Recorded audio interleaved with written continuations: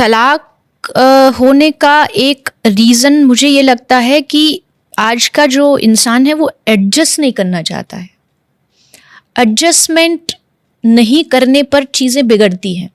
जैसे बहुत सारे लोग मुझसे पूछते हैं कि भाई मतलब कभी कभी ऐसी इंटरव्यूज़ में कि शादी करने का सही टाइम कब है, कब शादी करनी चाहिए। मैं पूछने वाला था थोड़ी देर में ये। हाँ, तो मैं पहले ही बता रही हूँ कि सही टाइम है जब आप ये अपने आप से कह दो कि अब मैं एडजस्ट करने के लिए तैयार हूँ, तब शादी करना।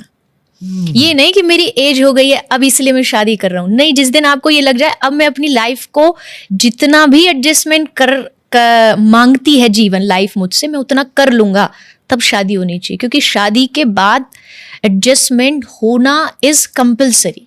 जैसा मैंने कहा, एक ने 25 से 30 साल एक अलग माहौल में गुजारा और एक ने बिल्कुल अलग माहौल में गुजारा। उनका खान पीन का तरीका अलग है, उनका सोने जगने का तरीका अलग है। एक जिस समय सोता है तो दूसरा वाला उस समय जगता है।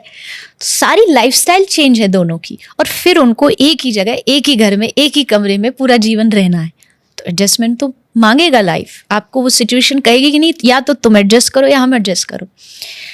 कोई भी रिश्ता तब तक चलता है जब तक उसमें कोशिश जारी रहती है, उसमें आप प्रयास करते रहते हो। और प्रयास मतलब एक तरफा नहीं, एक तरफा प्रयास तो आगे जाके गाड़ी पटरी से उतरेगी। कोशिश दोनों तरफ से होती है, हर रिश्ते में दोनों तरफ से होती है। दोनों ने सोच लिया कि हमको इस संबंध को बचाना है, डाइवोर्स तलाक तक इस रिश्ते को नहीं लेकर के जाना है, तो there are so many options.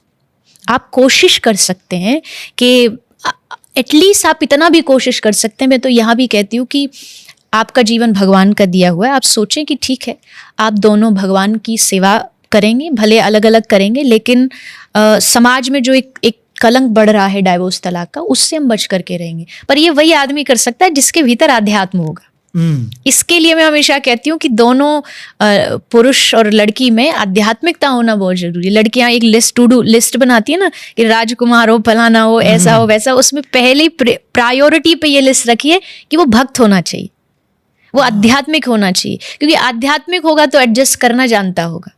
आध्यात्मिकता आपको समझ देती है। तो अब अगर वो आध्यात्मिक होगा तो मुझे पता, मैं ऐसे बहुत सारे दंपति जो कपल्स होते हैं, हम उनको जानते हैं कि उनके जीवन में वृंदावन वास करते हैं, दोनों भजन करते हैं, सुबह शाम जाके भगवान के मंदिर का दर्शन करते हैं, और उनका जीवन जो है भगवान से जुड़ा हुआ है।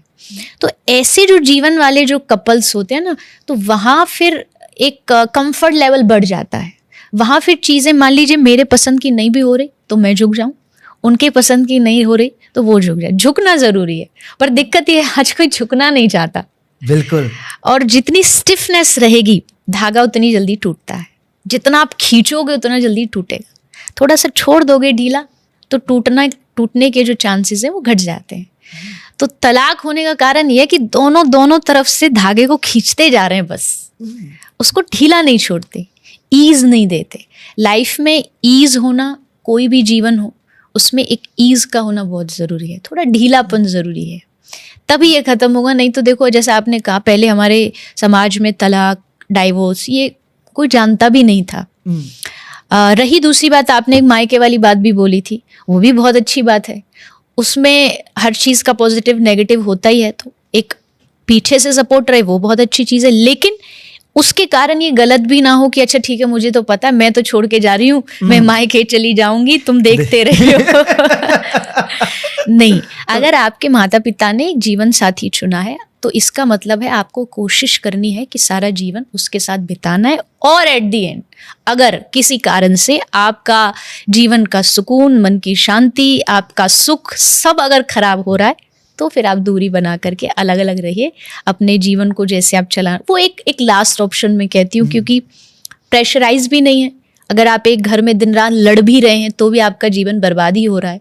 इससे अच्छा एट दी एंड तो आप यही करें कि आप दोनों अलग रह करके, तलाक की नहीं बात कर रही मैं, शायद एक चांस है कि आप आगे चल के समझ आ जाए, या दूरी हो तो आप अपने रिश्ते को थोड़ा समय दे के समझ पाओगे, तब आप दूर रह के वो अपना काम, आप अपना काम कर सकते हैं।